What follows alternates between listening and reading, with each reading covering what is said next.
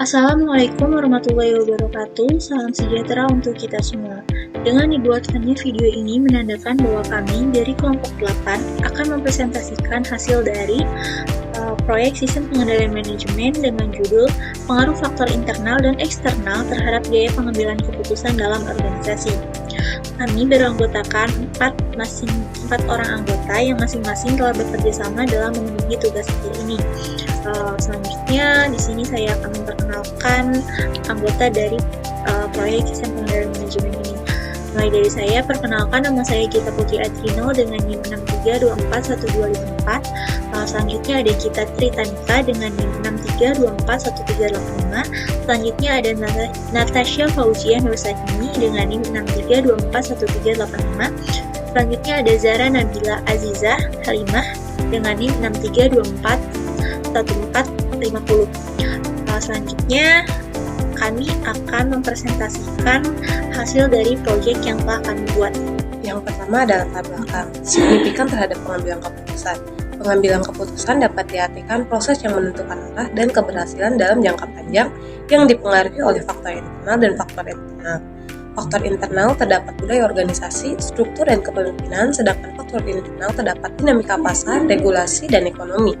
Pentingnya budaya organisasi. Budaya organisasi ialah budaya yang mendukung kolaborasi dan inovasi yang dapat mempercepat dan meningkatkan efektivitas keputusan. Menurut penelitian Hidayat tahun 2020 dan Andriani tahun 2019 menunjukkan hubungan positif budaya organisasi yang kuat dengan kualitas keputusan. Selanjutnya ada faktor internal. Yang pertama ada budaya organisasi. Budaya organisasi mendorong kolaborasi dan inovatif untuk keputusan yang adaptif terhadap perubahan. Budaya organisasi ini juga berbasis tim untuk meningkatkan efektivitas dan efisiensi dalam pengambilan keputusan. Yang kedua ada kepemimpinan. Kepemimpinan transformasional yang menginspirasi dan memotivasi untuk meningkatkan keterlibatan tim, dan gaya persuasif meningkatkan variasi perspektif untuk keputusan yang lebih kaya. Faktor eksternal. Faktor eksternal dibagi menjadi dua, yaitu dinamika pasar dan regulasi pemerintah. Dinamika pasar yang pertama, perubahan cepat dalam pasar menuntut organisasi untuk responsif dan inovatif. Selanjutnya, organisasi yang fleksibel lebih siap menghadapi tekanan persaingan. Regulasi pemerintahan yang pertama, regulasi membatasi pilihan tetapi memberikan arahan untuk berkeberlanjutan. Selanjutnya, di stabilitas, regulasi menciptakan kepastian bagi keputusan strategis. Metode penelitian. Pada penelitian ini menggunakan metode survei kuantitatif untuk mengidentifikasi dan menganalisis faktor-faktor yang mempengaruhi pengambilan keputusan. Responden penelitian dari yang pertama, mayoritas perempuan 76%, yang kedua, usia rata-rata 22 tahun, dan yang terakhir, jabatan staf 28,1%, anggota tim 41,7%. Baik, selanjutnya di sini saya akan menjelaskan hasil dari penelitian yang telah kelompok kami lakukan. Kami menarik 4 hasil dari penelitian ini, yaitu kendala dalam keputusan, yang kedua tingkat kepastian informasi, yang ketiga tekanan eksternal, dan yang keempat yaitu teknik yang digunakan. Yang pertama di sini yaitu ada kendala dalam keputusan. Apa yang menjadi kendala utama dari responden dalam mengambil keputusan? Sebagian besar 36,5% mengidentifikasi masalah sebagai kendala utama yang menghambat pengambilan keputusan yang efektif. Lalu kami menyarankan diperlukannya evaluasi lebih lanjut terkait bagaimana organisasi dapat mengelola masalah yang muncul dalam pengambilan keputusan. Lalu selanjutnya yaitu adalah tingkat kepastian informasi. Sebanyak 52,1 responden merasa memiliki tingkat kepastian yang baik, namun mereka juga menghadapi tekanan dari pihak lain yang mempengaruhi keputusan yang mereka buat. Sebagai acuan dari hasil ini yaitu perlunya peningkatan komunikasi internal dalam organisasi untuk mengurangi ketidakpastian yang dapat mempengaruhi pengambilan keputusan.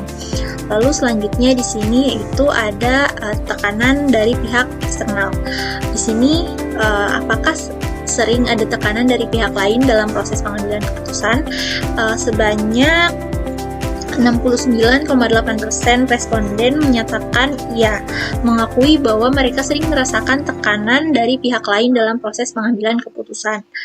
Lalu, organisasi ini perlu mengatasi masalah dengan menciptakan lingkungan yang lebih terbuka dan mendukung, sehingga keputusan dapat dibuat berdasarkan informasi yang objektif dan tanpa tekanan eksternal yang berlebihan. Lalu selanjutnya di sini yaitu teknik yang digunakan. Untuk teknik yang digunakan yaitu sebagian besar 59,4 menyatakan bahwa mereka yaitu memiliki gaya teknik analitis, yaitu pengambilan keputusan yang dibuat secara hati-hati, membutuhkan data dan waktu untuk menganalisis putusan. Penggunaan teknik ini menunjukkan bahwa organisasi mendorong perspektif aktif dalam pengambilan keputusan untuk mencapai hasil yang baik. Untuk kesimpulan dan saran adalah sebagai berikut. Yang pertama, faktor internal. Budaya organisasi dan kepemimpinan mempengaruhi proses keputusan. Yang kedua, faktor eksternal. Dinamika pasar dan regulasi pemerintah mendorong organisasi untuk lebih adaptif dan fleksibel. Yang ketiga, teknik yang efektif. Brainstorming terbukti bermanfaat dalam menghasilkan solusi inovatif, tetapi dominasi individu masih menjadi tantangan. Yang keempat, kepuasan keputusan. Kepuasan kelompok lebih efektif dibandingkan keputusan individu dengan tingkat keputusan rata-rata 36/5. Sedangkan untuk saran yang ada di kelompok kami adalah yang pertama, mengelola masalah internal, tingkatkan komunikasi antar departemen dan penyelesaian konflik. Yang kedua, meningkatkan kepastian informasi sebagai perbaikan kualitas data dan manajemen informasi organisasi. Yang ketiga, ciptakan lingkungan yang mendukung, mengurangi tekanan eksternal dengan mendukung transparansi dan keterbukaan. Yang keempat, optimal teknik keputusan. Terus gunakan brainstorming sambil mempertimbangkan metode lain seperti DLP dan analisa SWOT. Yang terakhir, pengembangan kepemimpinan. Berikan pelatihan kepada karyawan tentang pengambilan keputusan berbasis data. Sekian presentasi dari kelompok 8, kurang dan lebihnya mohon dimaafkan. Wassalamualaikum